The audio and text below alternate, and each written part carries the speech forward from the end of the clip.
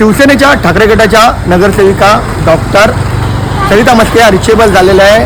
काल कोकण भवन येथे शिवसेनेच्या गट नोंदणीसाठी 64 नगरसेवक गेले होते, मात्र एक नगरसेवक गैरहजर होता, त्या डॉक्टर सरिता मस्के होता। त्यामुळे चर्चांना उधाण आलं होतं।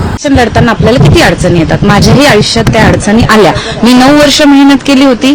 10 दिवसापूर्वी माझं तिकीट कापलं गेलं होतं। त्या दिवशी मी देवाला साकडं घातलं होतं, नवस केलं होतं की माझ्या मार्गातले अडथळे दूर होऊ दे, मी 5 दिवसात तुझ्या दर्शनाला येईल। आणि पहिल्या बैठकीत मी होते इथे उपस्थित ठाकरे साहेबांबरोबर, तेव्हा मला असं कळलं होतं की सोमवारी जायचं आहे आपल्याला कोकण भवनामध्ये, पण मंगळवारपर्यंत जेव्हा मेसेज आला नाही, मला जवळ जायचं होतं, म्हणून मला असं वाटलं मी करून येईल दर्शन।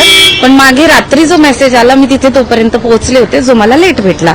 मग मी इथे निरोप पाठवला की असं असं आहे, पण मी येणार आहे आणि मी येणार आहे असं मी मेसेजमध्ये त्यांना सांगितलं होतं, म्हणून त्यांनी माझ्यावर विश्वास ठेवला।